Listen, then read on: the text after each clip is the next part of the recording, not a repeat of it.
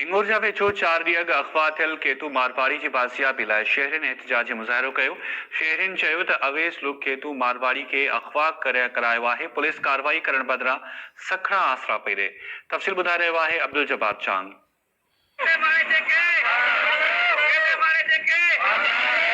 समी शहर में मुबैना तौर ॾेती लेती के मामले तां लाड़काणो के वापारियन पारां अगवा कयल अकलियती बिरादरी के अंबन के वापारी खेतूमल मारवाड़ी के बाजियाबी लाइ शहरियन ऐं वारसन पारां प्रेस क्लब हिंगोरजा पहुंची एहतिजाजी मुज़ाहिरो करे धरणो हयो वियो। एहतिजाज कंदड़न टाइम न्यूज़ से ॻाल्हाईंदे चयो त 4 ॾींहं अॻु समी मां खेतो माड़े जो अगवा थी वियो उन जे ख़िलाफ़ असां उन जी आज़ादी जे लाइ सूबेदारो थाणे ते वियासीं।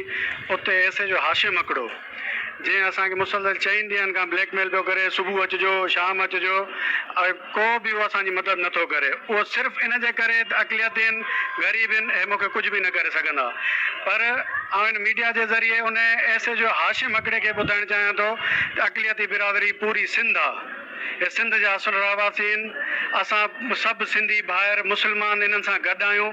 जल्द मां जल्द खेते माड़े के आज़ाद करायो वञे। त असांखे पुलिस आसरा ॾींदी रही आहे। 4 ॾींहं थी विया आहिनि त तव्हांखे वापसि करायूं था। उन जवाबदार न जवाबदार वटां न को अहिड़ो केस दाख़िल थियो आहे। जे अॼु खां वठी सुभाणे ताईं असांजो खेतो मारवाड़ी वापसि न थियो त असां पूरी सिंध में एहतियात कंदासूं। ऐं असां अपील था कयूं SSP खैरपुर खे त बराए महिरबानी करे ऐं SHO खे हिदायत कनि जीअं असांजो माण्हू वापसि कराइनि।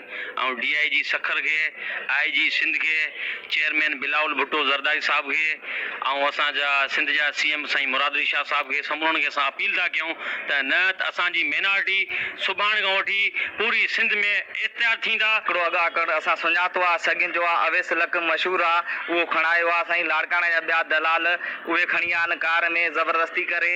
असांजो अर्ज़ु इहो ई आहे त असांजो वालिद साहिबु आज़ादु कराए। पुलिस असांजी खे असां इतला ॾिनो आहे, SHO साहिबु उहे ॾुआरी नथो ॿधी अचे। असांखे रुॻो आसरा था मिलनि पिया। अॼु सुभाणे तव्हांजो वालिद साहिब खे छॾायूं था, पर असांजी का बि हिन महिल ताईं माना गिरफ़्तार जेके ॾोवारी न करे सघियो आहे। असांजो इहो अर्ज़ु आहे SP साहिब खे त असांजो वालिद साहिबु आज़ादु थिए। अगवा थिए खां पोइ सूबेदार पुलिस जे विया SHO साहिबु DSP साहिबु उन्हनि चयो बाबा ठीकु आहे असां उन्हनि खे गिरफ़्तार बि कयूं था ऐं तव्हांजो माण्हू बि मोटायूं था। 4 ॾींहंनि खां वठी अॼु ताईं कुझु न थियो आहे। उनजे घर में रोज़ राड़ो आहे। उनजी जेका घरवारी आहे उहा माना ब्लड प्रेशर जी ऐं माना अटैक जी मरीज़ आहे। अगरि जे कुझु थी वियो त इन जी जेका ज़िम्मेवार आहे उहा हुकूमत रहंदी। खेते माड़े जेके अॼु चोथों ॾींहुं आहे, खजनि जे पीड़िता हुनखे जेको आहे अगवा करे विया आहिनि।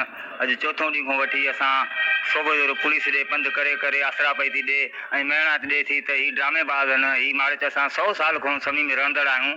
100 साल खां पाकिस्तान खां बि अॻु जा रहंदड़ आहियूं। कंहिं खां बि कॾहिं बि असांखां इहो किसो न थियो आहे।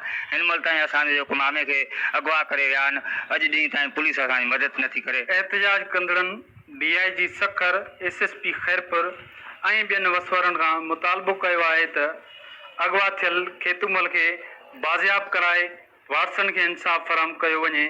कैमरामैन अब्दुल सत्तार चांग सां गॾु अब्दुल जब्बार चांग, टाइम न्यूज़ हिंगोरजा।